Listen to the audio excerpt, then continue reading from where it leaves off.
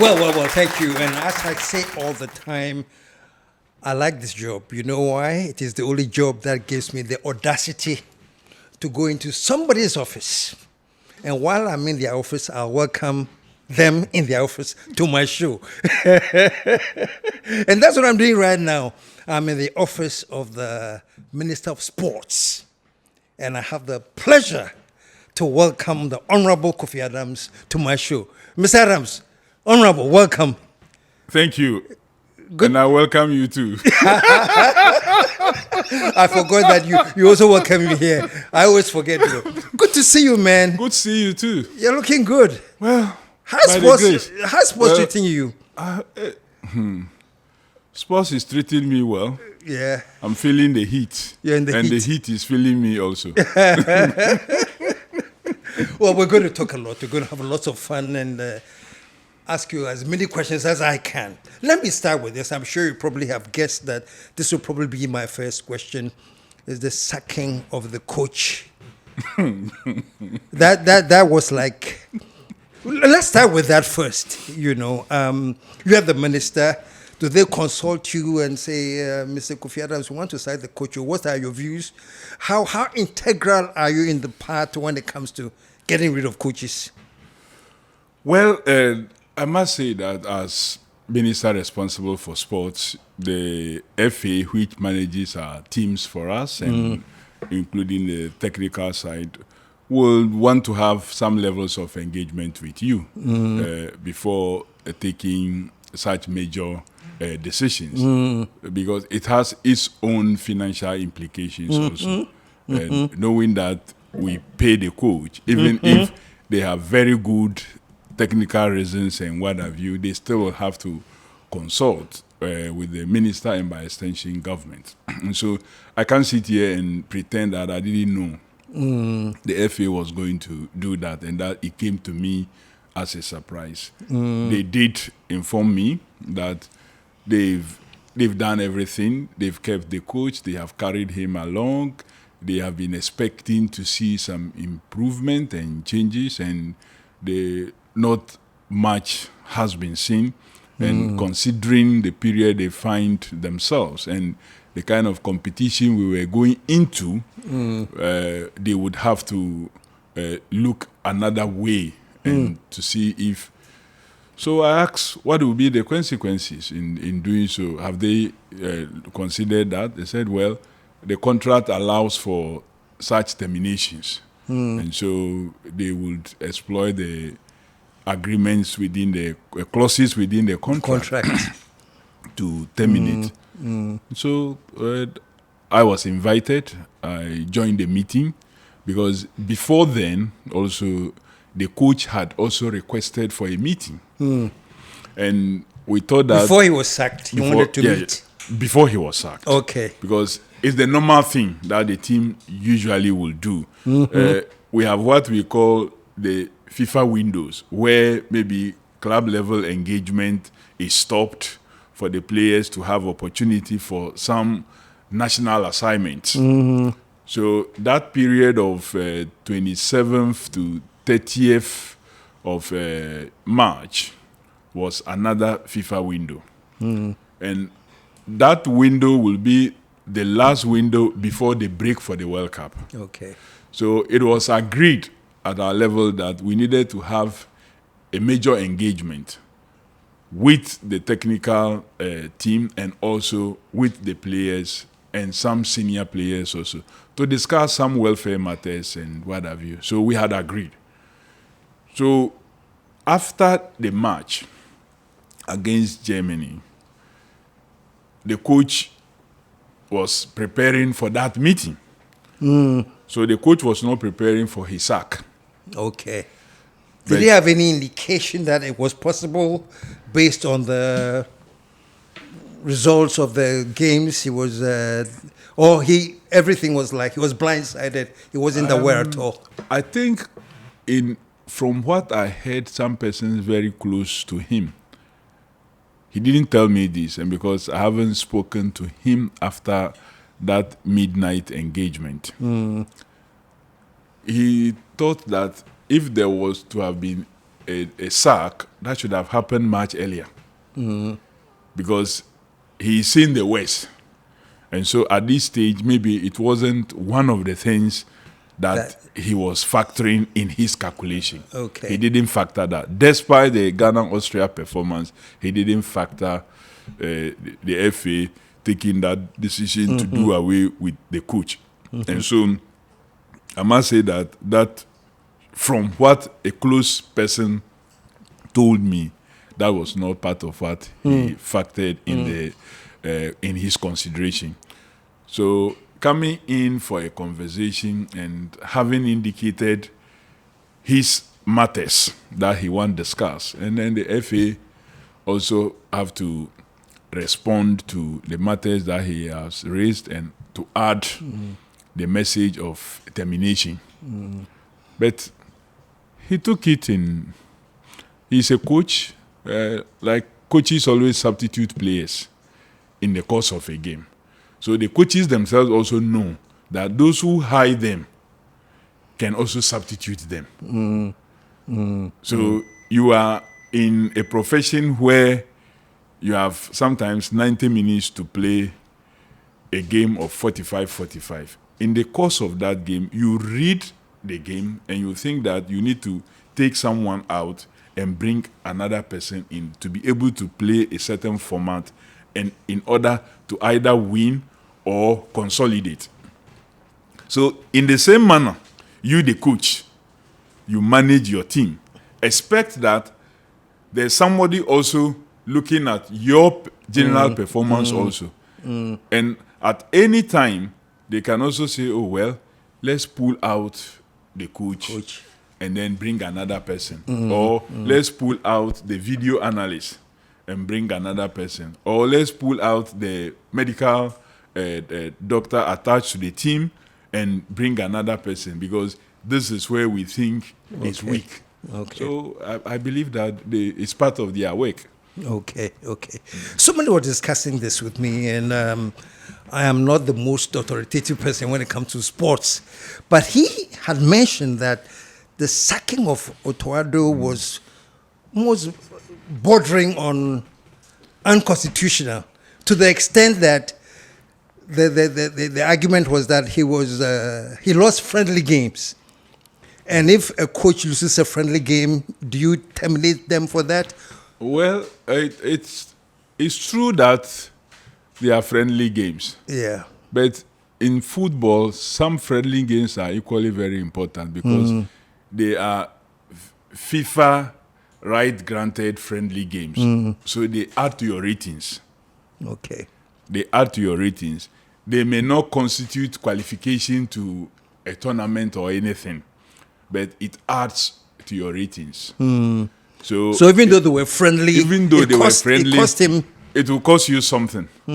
And of course, for football, you don't wait for the real thing to happen before you take action.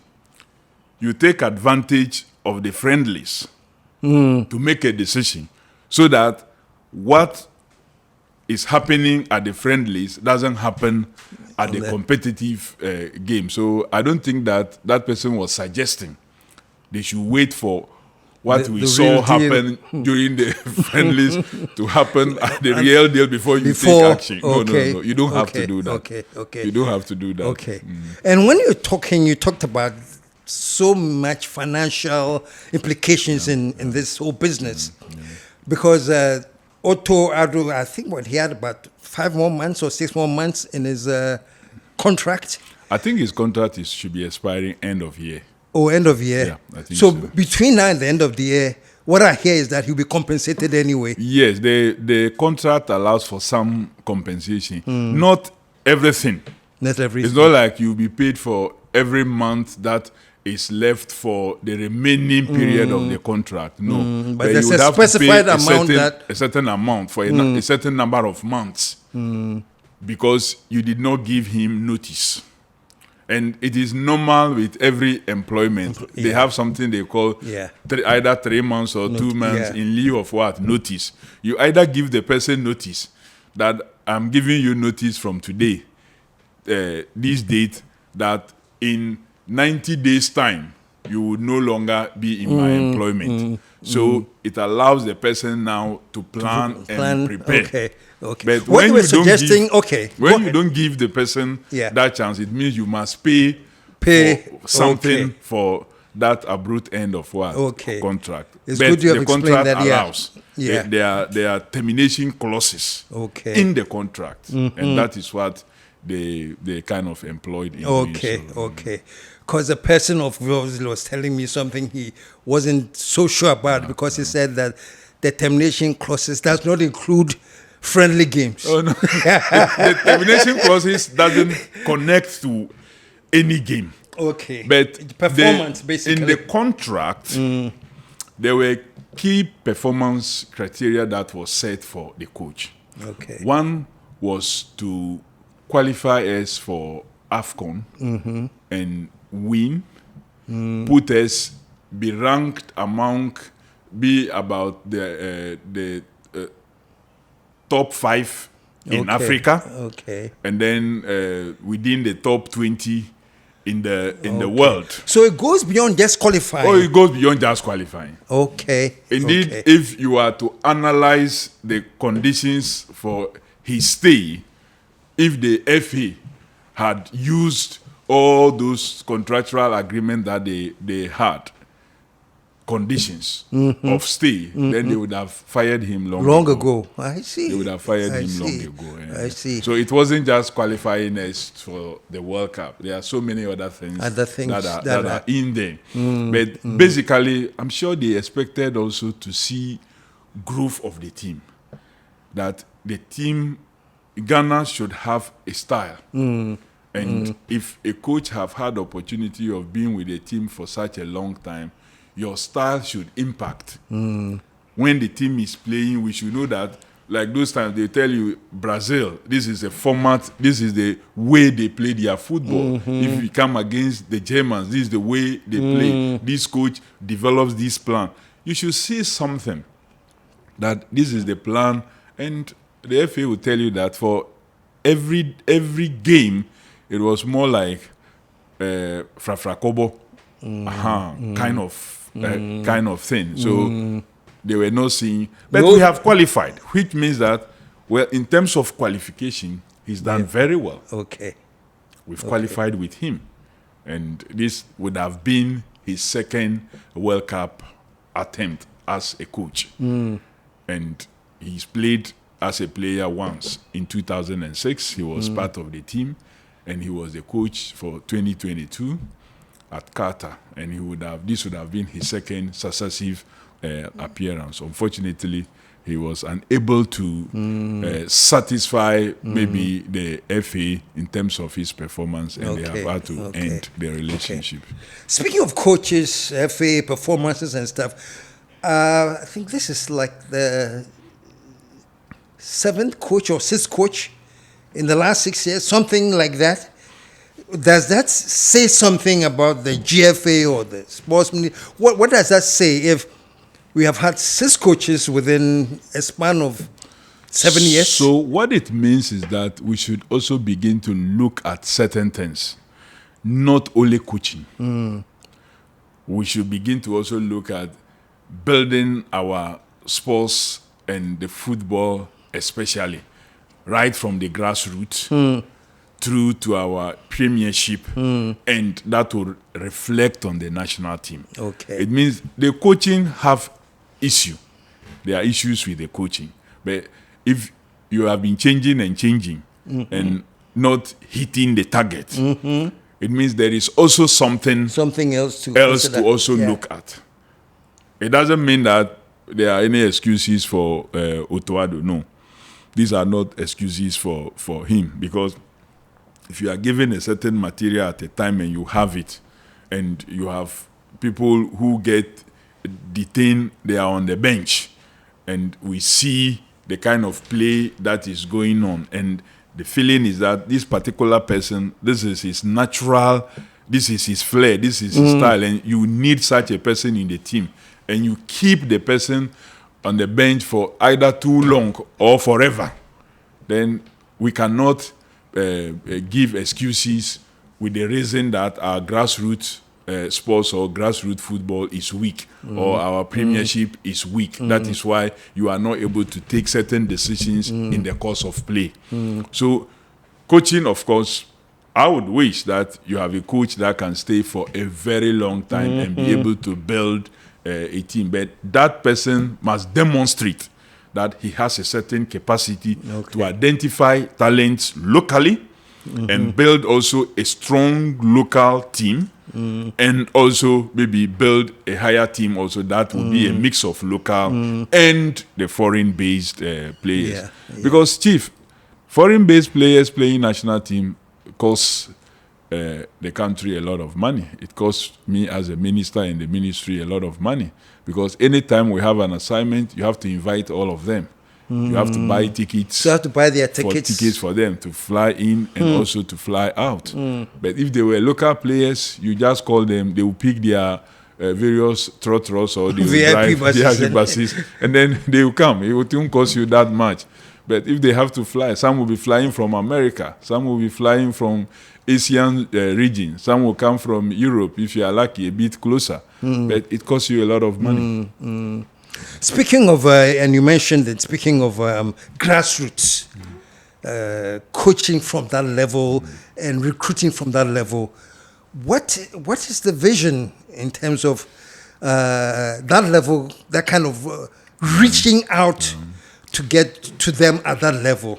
Well, you've asked a very good question, and this is at the center of the policies and then the intentions of His Excellency, the President.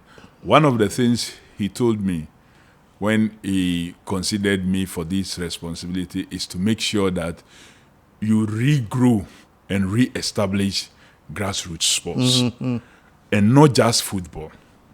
Across.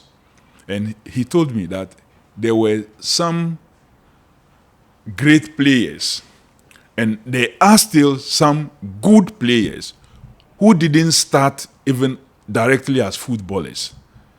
Some were athletes. They were 100-meter runners, 200-meter runners. That's what they were doing.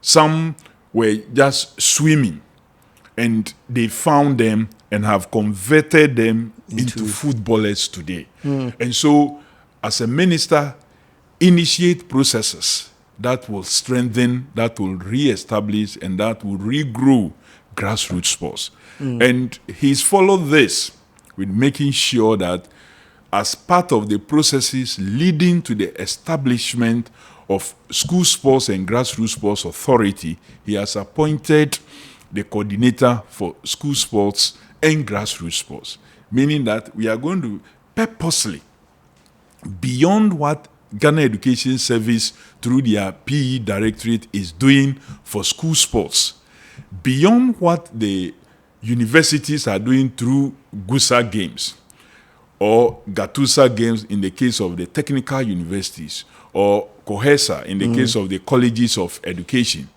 we will be able to coordinate all these from the very basic level, from, say, mid-primary all the way up to the university level, so that grassroots sports can also become the center of everything, out of which we will purposely identify talent, train this talent, grow it well to the highest level. And so you've asked the right question, you've asked an appropriate question. In doing so, he wanted us also to develop infrastructure. Because infrastructure needs is part of the development of what? Sports. You can't have a good athlete when you don't have running tracks.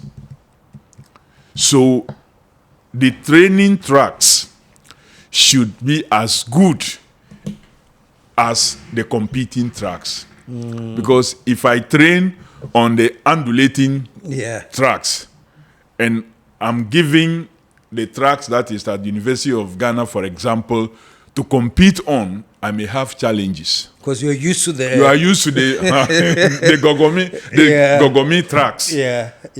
And now you come and you are running on a smooth track. And it's a handicap now for you. It's handicap now for you. Look, I met some athletes came to me as a minister. They went for a competition in Cape Coast. and they had these jumpers. They were used to jumping and landing on student mattresses that have been put together.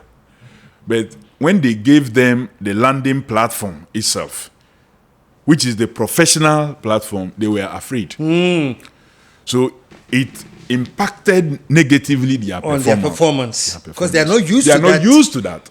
Meanwhile, that is the right platform to land on. They were used to jumping and landing on their mattresses that have been put together. But when they were given the right landing foam, the right landing platform, it impacted their performance. So part of their plea when they came to me was to at least make sure that we have these facilities, if not in every district, at least in every region. So that when they move from their district level and they are going for super zonals, they will have opportunity of using that even before they get to the higher level competition. So the president thinks we should be able to, currently, I think 6 regions, let me see, or 7, Greater Accra, Central Region, Western Region, Ashanti Region, Eastern Region, and Northern Region are the only regions that have something they call running tracks. And not all of it is even in order. So, but we have 16 regions, meaning that 10 regions, Don't have it at all. they don't have it at all. So the idea is to make sure that at least every region has a facility, a stadium facility that can take both track and field events with the appropriate running tracks. Then in future, we can extend it to the metropolitan and municipal assemblies. Then it gets to the districts. That is the only way you can build the talent and carry it all the way up. Some may say, oh, but in the past, we had the Alice and Co. Running without these things, and they did very well. Yeah. Yes, that was the time. You now live in a different time. Those were the days footballers could play on a bare pitch. Yeah. Today, they can tell you that, oh, this pitch is not good. Meanwhile, in the past, people were playing on Sakura pitches. If I watch some of our AFCON games of the years, barely they were playing on Sakura pitches. But today, if they see some yellowish grass, they will tell you, oh no, the pitch is not good. It will not be certified for. So that is the time we lived in now. And so we should not give excuses of what was used in the past, and so today they should be able to do same. You are coming against people who have all kinds of things. So at least you must also elevate your game. Yeah. So what's the game plan? You're talking about all these things that need to be transformed, the elevation. What, as minister now, do you have a specific game plan, some timelines in terms of what you want to accomplish and when and how far, stuff like that? So that was part of the reason when you called that we should have this interview. I gladly welcome it because I know your platform is a great platform, and I will use it to market my sports fund.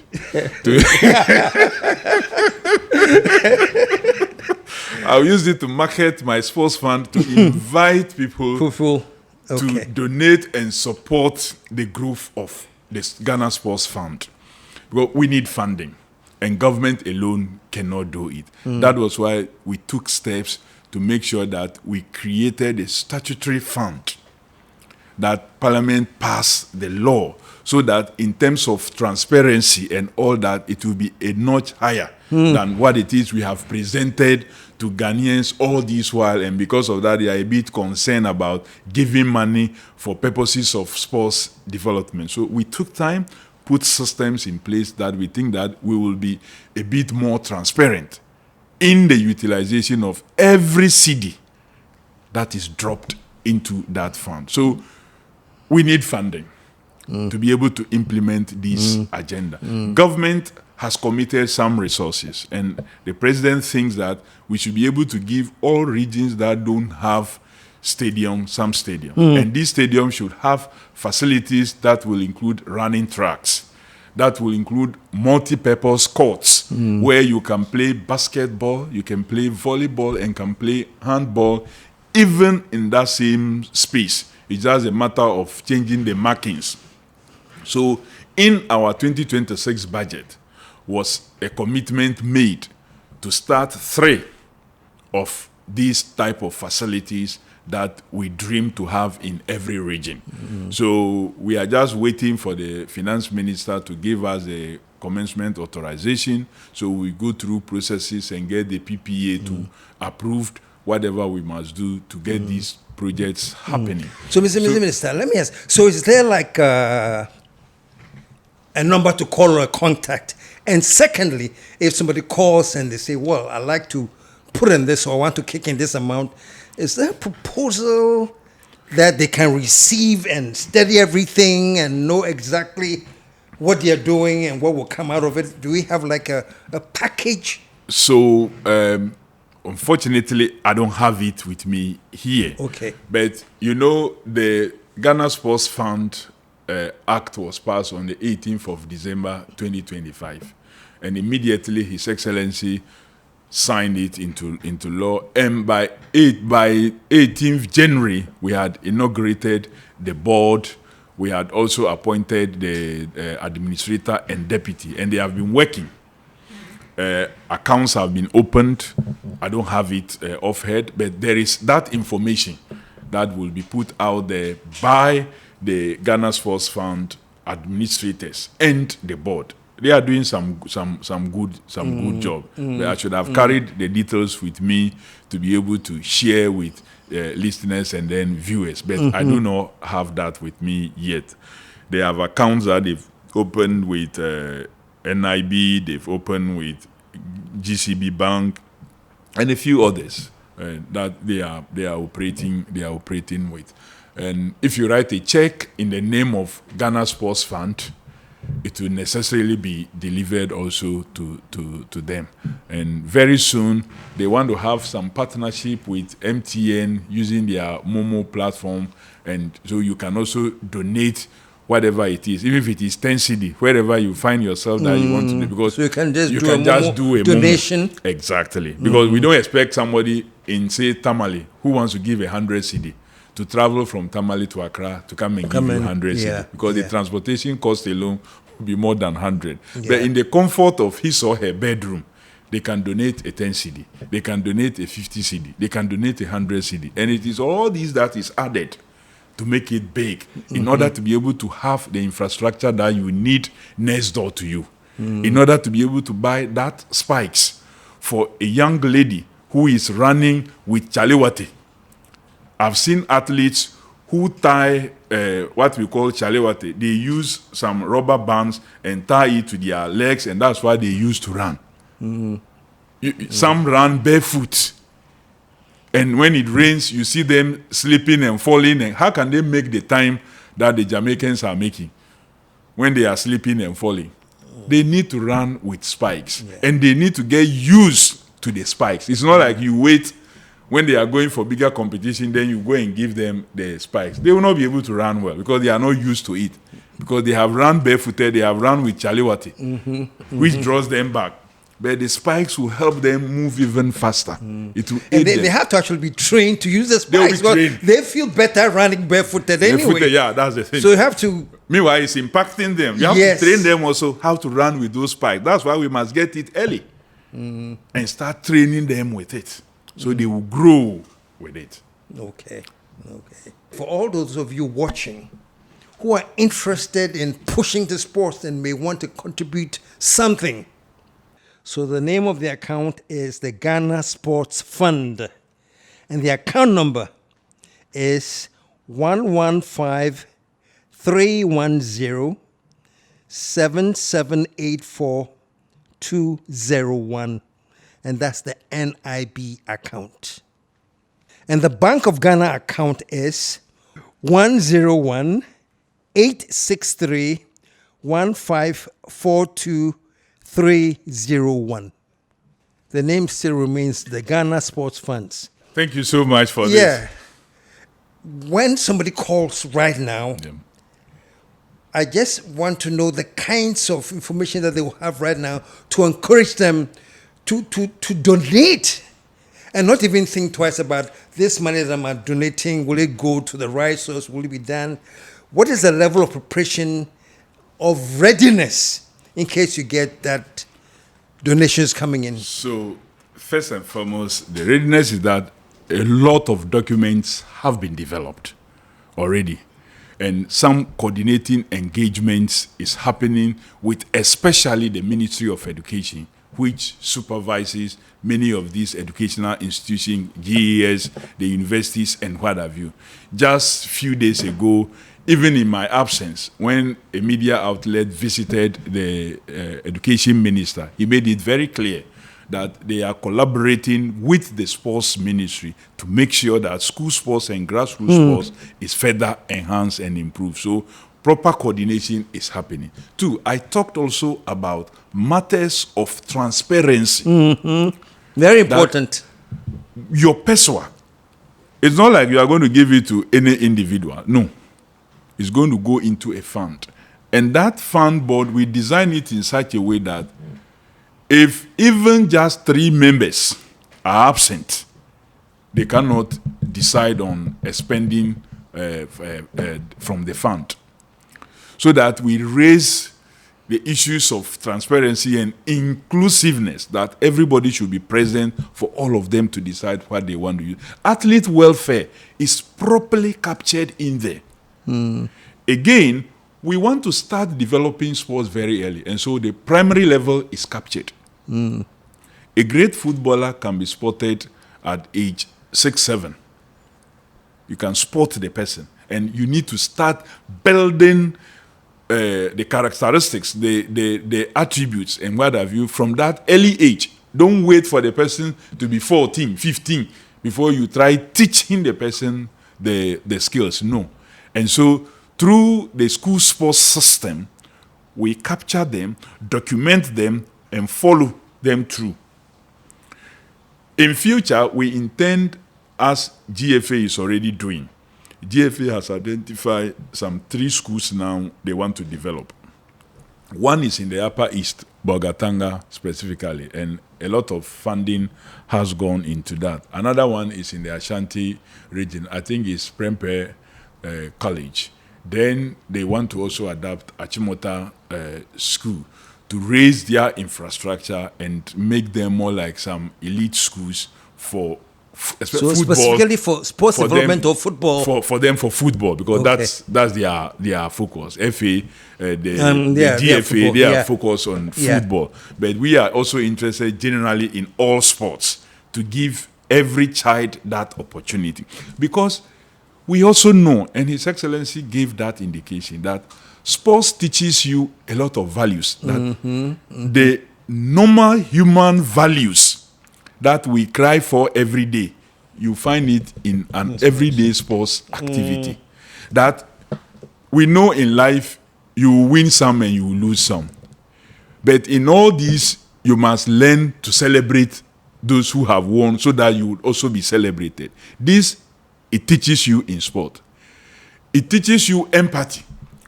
That you are holding the ball, running towards your opponent's goal, and a player of the opposing team is down, wriggling in pain. Sometimes you stop the game. Either you stop it yourself by kicking the ball out, or the referee stops you.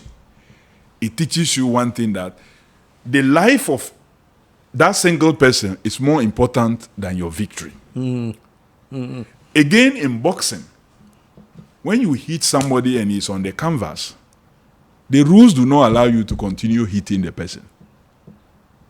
It teaches you that one that is down, you don't have to continue to stamp. So many values that you learn if you start.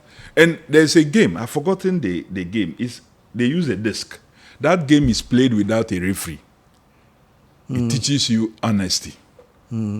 That don't do the right thing only because there's somebody watching you. Whether or not you're being supervised, do the right thing. Do the right thing.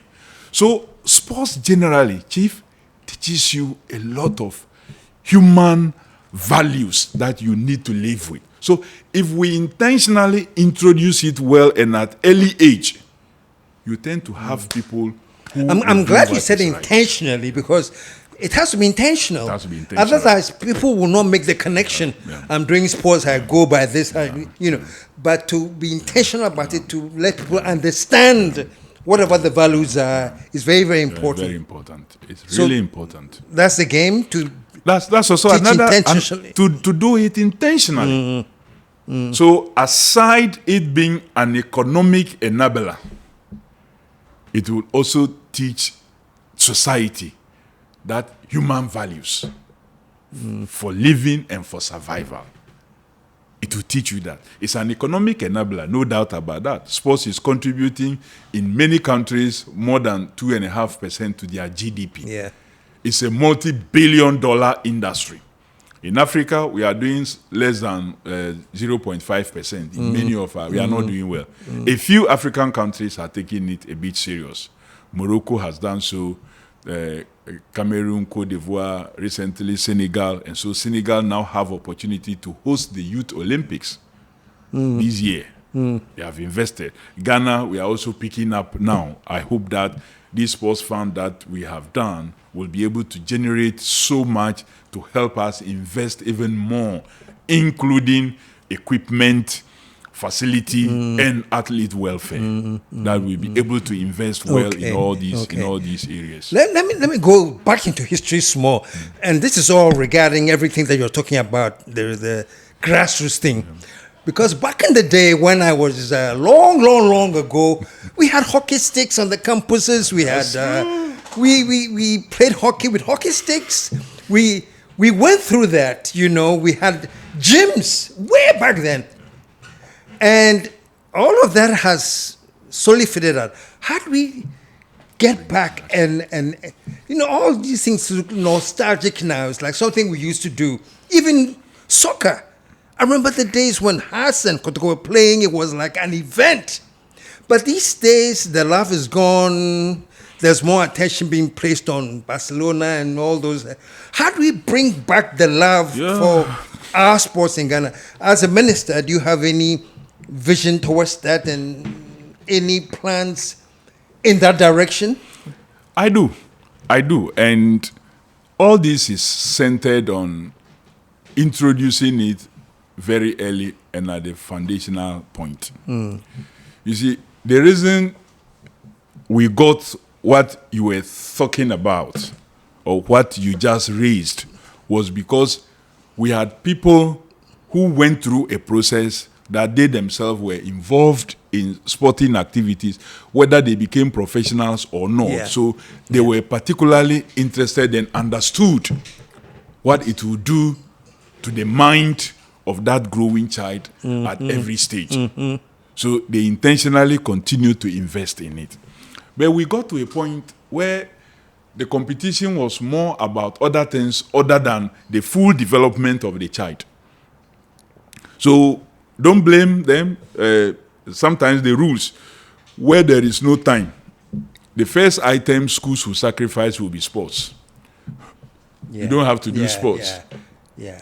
Because there's no time. That is not academic. That's not academic. Yeah. It's called extracurricular. So it's not part of. We will not be measured per se on that. So let's cut it off. When we don't have money, when there's no money, we are looking to get books for them. Then you are saying we should go and be buying hockey sticks and then buy football for what? To be chasing ball. That's true. Forget about it. That's true. They cut it off. So we need again to be intentional and to introduce people into it so that tomorrow, if I become finance minister, even if I were not a footballer, I were not a great sports person, I will see the value in making provision for the development of sports. If I become education minister, I don't have to only be a sports minister to be interested in sports. I am education minister. I know the value of sports to that child. I am a defense minister. I know the value and the importance of sports. So I will be intentional about things I do that will impact sports in one way or the other. And that is where sports for development and sports development really will play a key role. And so we need to begin to think that way and introduce it specifically at the basic level. And once you pick those values, you carry it through, and it will become now a big industry that can contribute more than maybe 2% to the GDP. And don't forget, all other resources we chase around has a terminating point. Gold may finish one day, and our ground may not have any gold again. Oil we are taking will finish. What will never finish is that the human beings will continue to exist. So once we continue giving birth, it means that we will continue to develop all manner of sports to entertain ourselves and to drive the economy. So these are things that you will continue to benefit from. When we were growing up, all we knew was basketball that is played the normal. Today, they have developed another form of a basketball they call 3x3. So as time goes on, we knew only football that was played on a dry pitch. Today, they have developed beach soccer. They've developed all kinds of soccer and what have you that gets played. So what it means is that every country, and Ghana, with the kind of talent that we have, must be interested in sports, both for men and women. I tell people that women's sports is the greatest thing yet to happen because there's so much room. The men, especially football, has developed it has almost actualized. It has peaked. But the women is still down there, and there's opportunity to develop so many parts of it. The merchandise, the modeling, the this, the that, the many promotional things that are yet to be done. And so it's a great industry that we must not toy with, and that we need the support of all to be able to. Incidentally, our view of sports is so parochial. And like you rightly said, if I want to buy books, you say I should go and buy a football.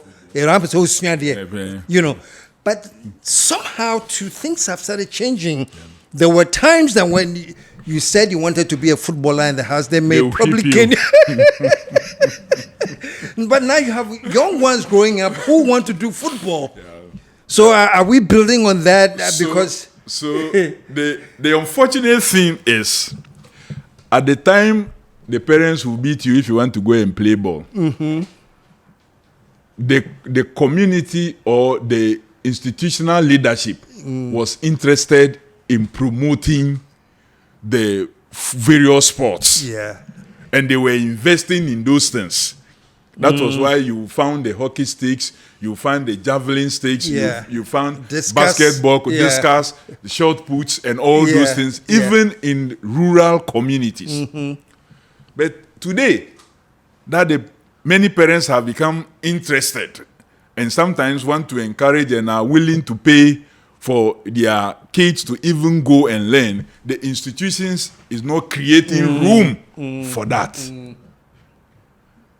So that is why the institutional correction is also very important. And that's why we are starting it also from the institutional correction. Because you will not have every parent everywhere that is willing to push the child to go and do it. Some may give up at a point. So if we get the institutional correction properly done through these appointments His Excellency have done, school sports coordinator and the deputy, with the intention of having an agency or authority that will see to it that nobody will come and give excuse of no time or no money for sports to happen at the basic level. You must find a time. Today, sports is played under floodlights. Those days where we could only play during the daytime is over. So if the daytime is for studies, you can do sports also at night time. You should find a time. You can do it during the holidays. And so there should be no excuse of time, and there should be no excuse of money. And that is why, again, I'll talk about the sports fund. Because it is the purpose through which we will fund many of these activities Okay. transparently. Key word there. Yeah. Okay. Let me just jump into the World Cup now. Now that it's almost due. What's your reading? Is it going to happen? With all these crashes that are coming on, are people who... I know people who were very, very, very bent on going, but they are now very... The vim is lost. Oh. How is Ghana? Are we still ready and preparing? Or we are like watching? Will this thing take place? Well, for it's taking place, it will take place. I know people got worried when U.S., Israel, and Iranian situation started. Yeah. But even these people, after all the things that they have done, they've agreed that they must sit together and talk. It can't continue forever. At the point, Iran said they were not going to go for the World Cup. I hear that that indication is being changed now, meaning that they are interested. So it should tell you that, yes, people fight at a point, but it gets to a point where they can agree to have some sports to allow things to happen. And the thing about sports also is that it unites us. Observe many countries. When Afghanistan was at war, one of the things they used to hold themselves together at a certain point was also using football. Liberia, similar thing happened.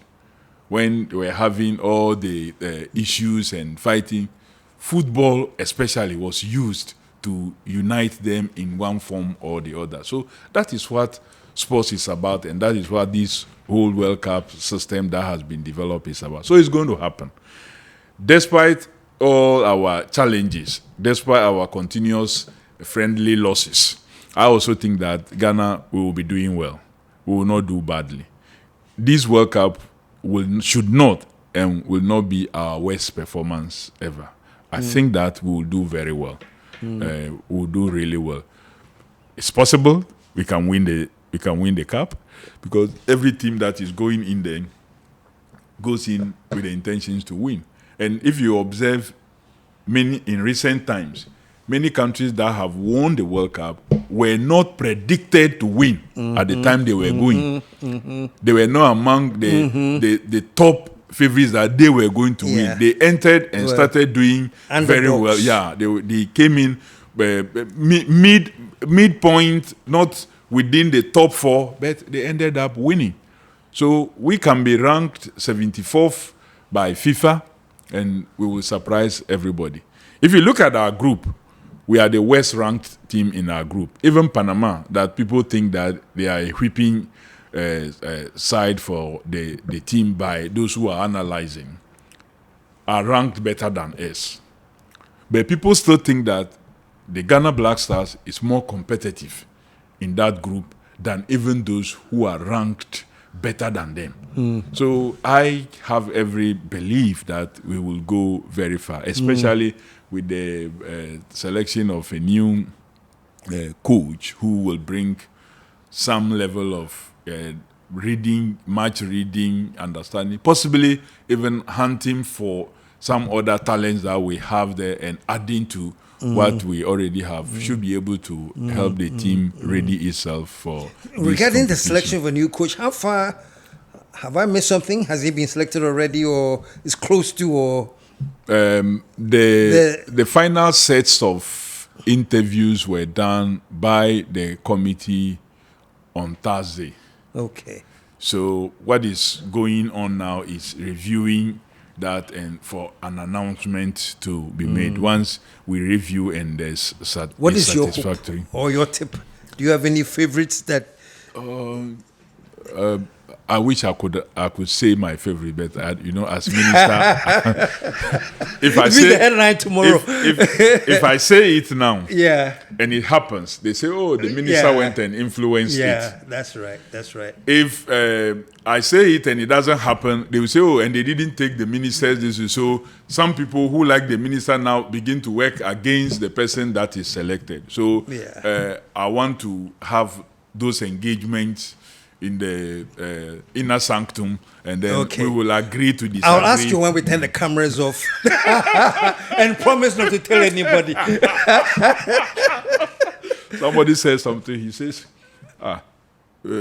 between you and I, this is it, but don't tell anybody, because he said I shouldn't tell anybody. Then he turned and asked you couldn't keep it. Me, but it's my head, the warehouse. You can keep it out. You can keep it out, you keep it. Me too, I'll go and tell somebody that between you and I, that's the two of us. Don't tell anybody. Yeah. Then he will also take it. Don't tell anybody. Before you see, the whole world will hear. Well, so I'm just going to say something almost like I'm crazy. What if Ghana wins? Can you see it? Let's say Ghana wins the World Cup. What will happen? Look at what happened when we got to quarterfinals in South Africa in 2010. And just use that. And imagine what would happen 16 years later should we win the World Cup. Your guess is as good as mine. Of course, it will be for the continent to celebrate, and it will be for the world to also celebrate. Truly and interestingly, people love Ghana. Look, anytime there is an event, an international event happening in Ghana, and Ghana is hosting, if you look at the number of people who are interested in attending, it should tell you something about that. Our country is loved. All we need is to do a few things right, and we will get identified and accepted. Ghana goes to a competition and sometimes goes without even its own fans. But by the time, as we progress, you will see many persons, including whites, Caucasians, wearing our jerseys and holding our flags and supporting us. So we are loved. When we win this World Cup, we will not be winning it only for Ghana. We'll be winning it for African continent and beyond. And would have been setting the tone for the next World Cup, which would also be hosted by 3 countries, including an African country, Morocco. And that will include Ghana and some other country. Well, Honorable Kofi Adams, it's been great talking to you. Thank you. And I really hope there's something you said that really drew my attention. The fact that we are not according sports the value and the respect it really deserves, because you are right. It's like anything that we have to cut off, you start with sports. And as you pointed out to me, and I'm looking at, it's called extracurricular activity. Yeah. It's not part of the main screen. It's not squeeze. It's not part. How do we get it back, integrate it back into the mainstream, and maintain so there's a reasonable balance between the normal academic thing and then the so-called extracurricular? So the sports people, those who first describe themselves as the sports people, must show also a certain level of interest and bring their conversation down to the understanding of every other person. First and foremost, they must do that. 2, we must push to have sports contribution properly acknowledged in the presentation of national statements, i.e. budget statements. You find sometimes Minister for Finance report on tourism. Tourism has done this, tourism has done that. But forgetting that sports is a driver, the major driver of tourism. Sports and sports activity is what drives tourism also. But there's a way they have reported it, but we don't have proper structured reporting of the contribution of sports to even our GDP. We make it look like it's not contributing anything. But meanwhile, sports has built millionaires out of persons who didn't have anything, and they are contributing so much in other sectors. Sports is letting people send money home to help develop our infrastructure, whether it is housing infrastructure or any other infrastructure. There are sportsmen today who are contributing so much in other sectors. We are not directly reporting or even indirectly reporting about its contribution. So in many discussions at the high level, it is not even considered. So we must begin to change our attitude towards reporting on sports. So in State of the Nation address of heads of states, it should be made kind of like virtually compulsory to capture sports in a certain form, because it's become a major tool. And that many who have seen it and pushed it have become very successful. Today, countries and people are going to Morocco in and out, in and out, in and out, because they sat and purposely sought to develop their sports. They even just took football first and pushed it and pushed it and pushed it. Today, back to back, they are hosting events and doing all kinds of things. Sports is marketing them more than many of the things they've ever had. And so I'm happy that His Excellency, the President, is so much interested in sports, and he has championed it even more than me, his minister. So I'm quite happy. And it's my prayer that we continue to get that, so we can work together and have it so properly captured in other national reports, including even our budget statements and reports on performances and what have you. So, look, like you said, if Ghana wins the World Cup, that's big. Apart from the financial gains that it comes with, it's a major, even participation alone. Yeah. The 3 games you are going to be playing even at the group stage, coming against country like England, will be viewed by billions. So during the 90 minutes of play, Ghana is being marketed at that level for free. Yeah. You know the amount of money you would have paid for such advert. You are getting it for free. You come against, should we go even so, the value that it brings, Chief, is big. And we must give it the attention it deserves.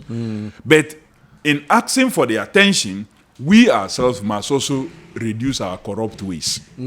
Definitely. And be transparent. That is the only way you can build trust.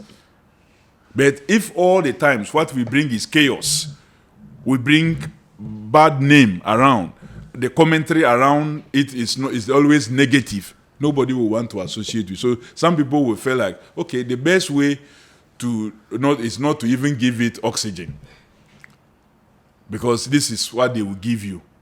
So in asking for that recognition, in asking for that space, we must begin to be transparent. So that we can build trust with the people. And the people will help you to get there. Mr. Sports Minister, I have to ask you about the local league. You know, what's your assessment of local? Where are we now, and where do we go from here? Well, like I made a comment earlier about the performance of the national team is necessarily linked with how good your local league is also. So it needs some investment. No doubt about that. Both club owners themselves also need to elevate their governance systems and their understanding of what it is that they do vis-a-vis the modern trends of football management and club management. They need something doing. But government is also intentionally collaborating with the FA and helping to fund the Premiership. So all the clubs, the 18 clubs that qualify for the Premiership this year and are playing, were given 1 million Ghana cedi before the start of the competition. In the past, the winner of the whole league was given 500,000. So you can see the difference from the winner getting just 500,000 to all the 18 clubs getting 1 million. And every other club that is participating in this competition, who plays all the way to the end, will get something. We have also improved the broadcasting of the local league, that today some of the coaches that were vetted for the Black Stars responsibility told the panel that were engaging them about how they watched some of our local leagues and they have spotted some 1 or 2 talents that they feel they can use to fill up a gap that they see in our. So it's work in progress. I won't say that we can compete. We can't compete with South Africa and other leagues that have well developed and advanced, but we are getting there. If we continue and they also improve their governance and there is discipline and we stop all these undermining and not have a situation where before a game is played, the result is determined by some persons before you go to the field, then we will go very far. So there are challenges. We are working with the FA to make sure that we improve them. Hooliganism is still troubling us, but we want to work very hard. The police have created a unit, and they are really supporting in that area also. What we need is to make sure that officiating and officiating officials holds the standard high to be able to help all of us. It's good to do this.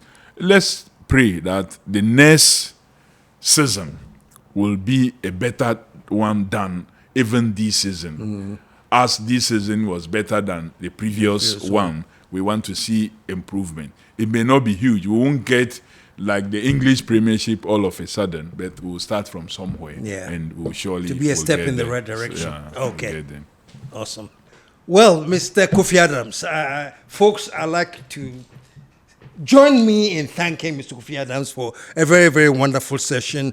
I've been very, very well educated, and I'm particularly enthused about your definition of sports and how we should rebrand sports and make it prominent. And so I'm very glad to have had the time to spend with you in your office. Let me give you a big handshake and say thank you so much. Thank you, my brother. And we'll be back again. Thank you. Okay, sure.